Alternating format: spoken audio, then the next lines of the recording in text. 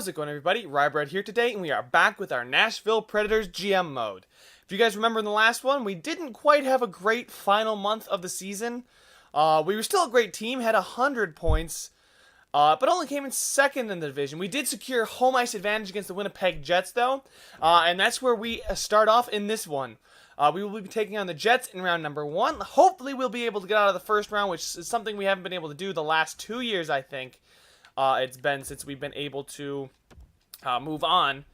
We haven't moved on yet in my tenure as GM, so I think I made some necessary moves for us to go ahead and, finally overcome the hump of, only getting it bounced in the first round. So forward-wise, we didn't, really upgrade too much. Maybe a guy like Perron, switch him, and a guy like Yarncrook.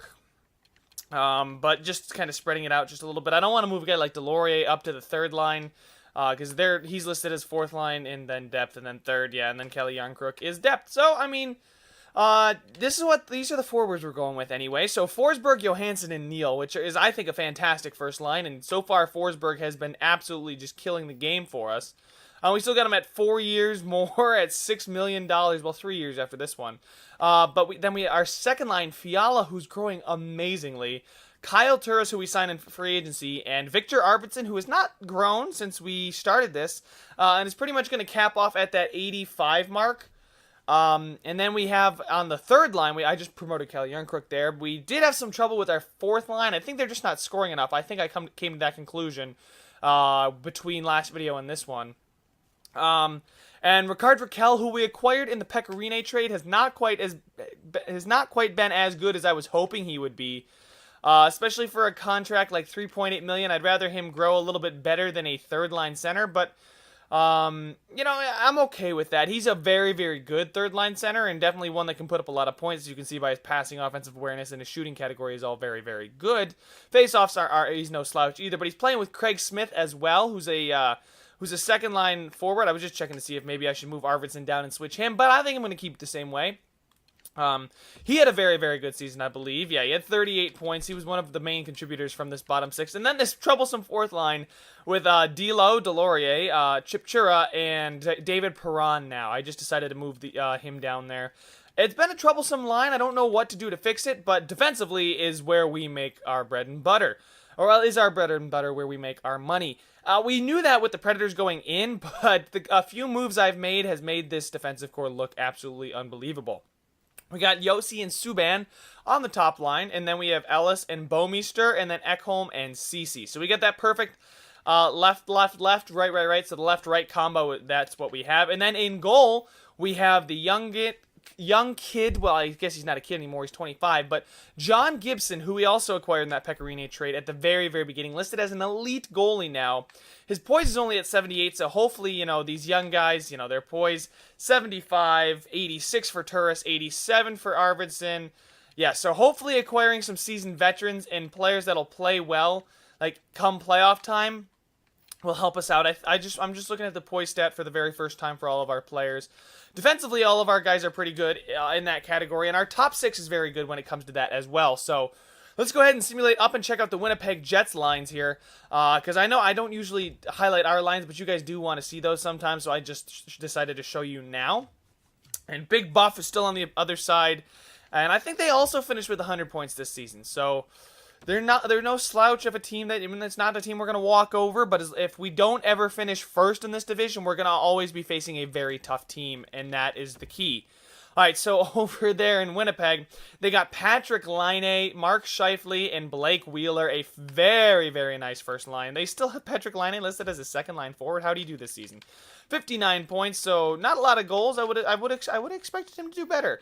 But anyway, they have Kyle Connor there, the low elite. He's an 86. Pretty soon looks like he's going to be ready to take over on the top line. Adam Lowry, a very good second line two-way forward center, although they list him in the third line. That doesn't make sense. And then Nikolai Ehlers, a playmaker. So they got two two-way forwards and a playmaker.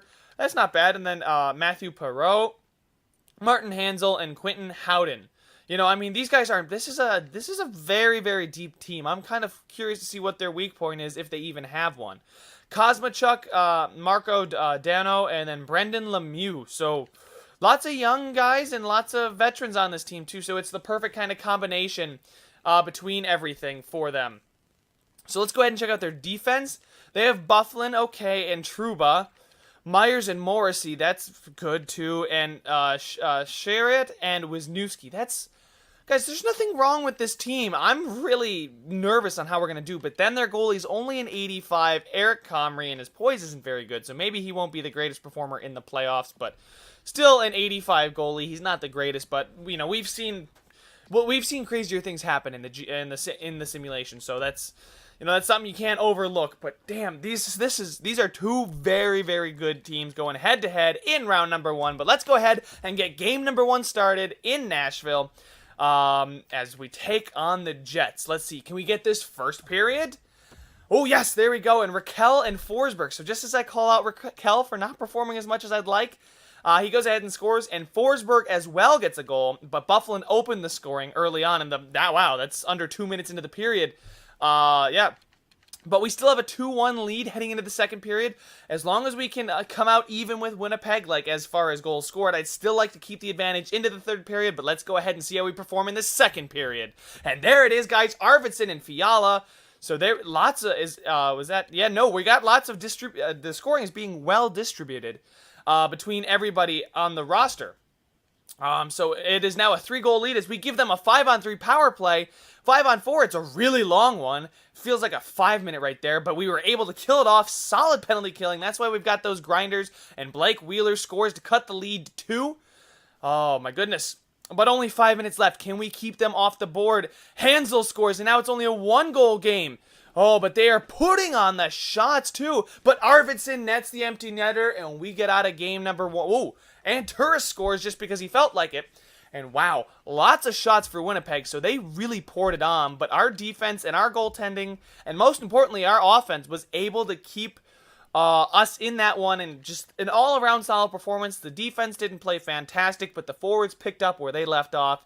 And when we needed the defense to shut it down, they did, and helped our offense get us that insurance marker that we desperately needed. So, we have taken a 1-0 series lead. Let's see if we can make it 2-0. I'd really like to go into Winnipeg winning all the home games, winning every game so far. But winning home games, especially when you have home ice advantage, is huge. So let's see. Nashville, these Predators fans are rocking. Smashville is going crazy tonight. They really want to see their team get into the second round. So let's see if we can give it to them. First period. So Forsberg scores again, but Brendan Lemieux on that fourth line gets one past Gibson, and it is 1-1 at the end of 1. Okay, I've got no commentary on that. Let's see how we perform in the second period. And there we go, guys. 3 goals for the Predators, 1 goal for the Jets as they stay behind by 2 goals. But Turris, Raquel, and Arvidsson, so everybody is getting in on this. It's not just one person. It's not just one line. We have Turris on that second line. We have Arvidsson on that second line. We have Forsberg on the first line. We have Raquel on the third line. A very, very good performance for all 4 lines. And if that fourth line can just keep playing well defensively, I will be happy. But Kyle Connor, the up-and-comer, it cuts the lead to 1. As we approach halfway through the third period here, and Perreault ties the game up. Come on, boys, you're getting severely outshot. It's time to put some offense on. Can't just rest on the lead. There is no lead anymore, so it's time to go get one back. 90 seconds, 30 seconds, and we're headed to overtime in game number 2.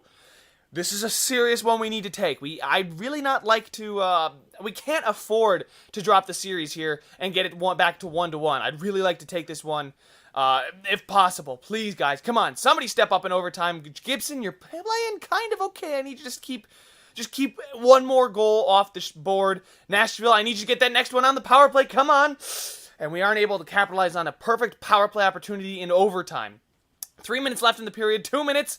1 minute. And we're headed to a double overtime, and the score and shots are tied, so it is very even.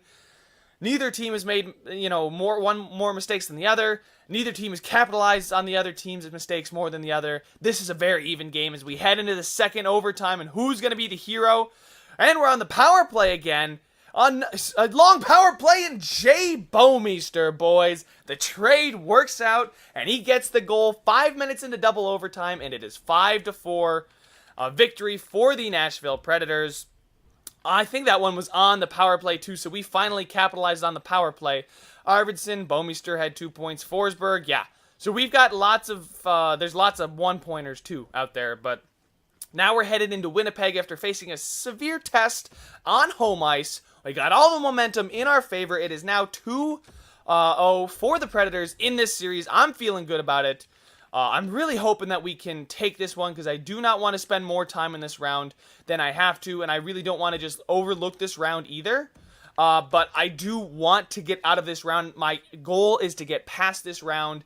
If we cannot get past round 1 in 3 tries, something's going to have to change on this roster. I might have to be pretty big too because just something's not getting it done.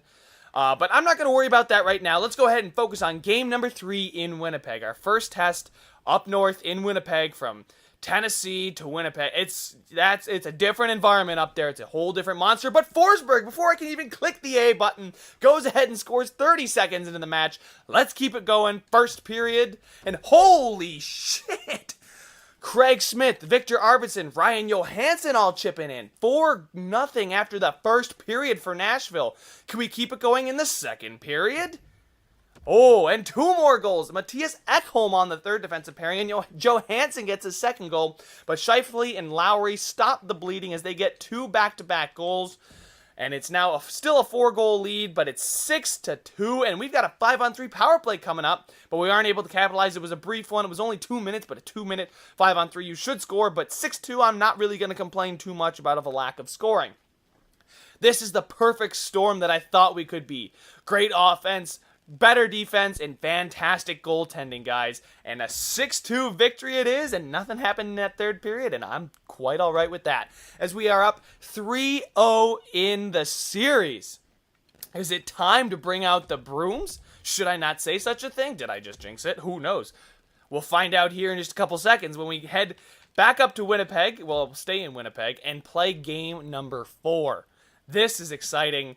We got lots of presences on this team. Presences? Oh, I didn't quite choose the right one, but it doesn't matter. The team's playing well. I really don't want to screw it up too much, but let's go ahead and get into game number 4 against the Winnipeg Jets. We have a 3-0 series lead right now. This is the team I envisioned. Not the one that was playing in the last month, but this is the team I envisioned coming into this playoffs. Let's go ahead and get it started here. First period. And Perron on that fourth line chips in with a goal, but Kyle Connor nets one and keeps the game even. I've noticed he's able to keep his team in it, but will he be able to get his team ahead? Has Winnipeg led I don't think Winnipeg has led yet in this series. I could be wrong, guys. But we weren't losing in game number 1 because we were winning after every period. The closest they came was game number 2 when they tied it.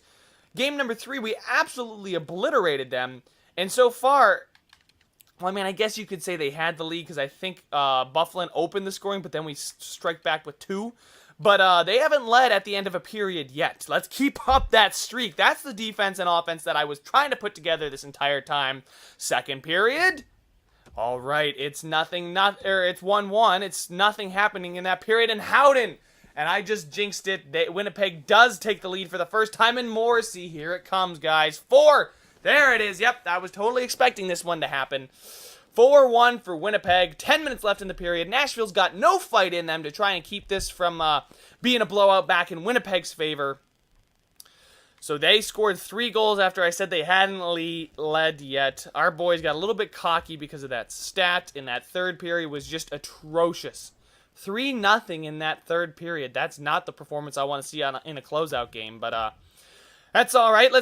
Now we're back on home ice, and we got a chance to close it out here after, it's 3-1. We're not in danger of losing this series, but certainly if we drop this one, I'd start to get very, very worried, and changes might need to be made. But hopefully that was one of those hopefully this will become a gentleman's sweep, and we'll be able to take this one in 5. But come on, Nashville, you're in front of home ice fans. You're back in Nashville. Catfish are everywhere. Let's go ahead and get this game. First period. Oh my god, and Dano and Kosmachuk score, but Forsberg keeps us close. Guys, come on, please do not blow this. I need a very, very strong second period, at least tie the game up. Second period, and Dano scores.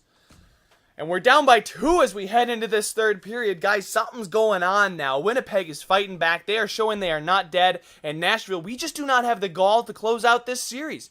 We need to prove that we can close out this series. Come on, boys. Somebody step up for me on the power play. Nothing? Oh my God. 5 minutes left in the period. We had a 5-on-3. Didn't get a single goal since the opening period. And Winnipeg gets out with a 3-1 victory. And now, boys, game number 6. Something's got to happen here. Something's going to give. We're up 3-0 in the series. Gibson has lost morale because of his individual performance. Oh, God. Do I want to move any of these guys? Like, do I want to move Smith? Yeah, I think I'm going to move Craig Smith. He's been a very, very solid contributor when he's on that second line. So I will move him back up to the second line, but that's the only change I think I want to make. It seems like Gibson has just had a rough couple of games here. Hopefully he'll bounce back. But guys, 3-2, we cannot afford to let this series get even. This is nerve-wracking. We really need to win this game. Like, there's no way in hell that I'm going to feel okay if we lose this game. Come on, Nashville. I need you to have a strong first period again. First time in a while, we're going to need one of those. First period, and Arvidsson scores, and we get a 1-0 lead. I demoted Arvidsson to the third line, and it looks like he's responding by showing me that he should still be up on that second line.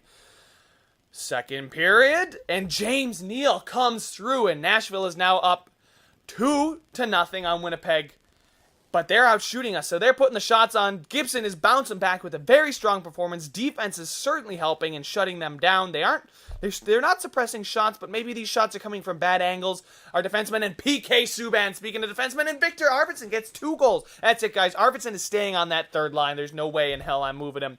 Winnipeg gets a power play, but it ends quickly, and Nashville comes out of the series, advancing to round number 2 in 6 games after shutting out Winnipeg 4-0.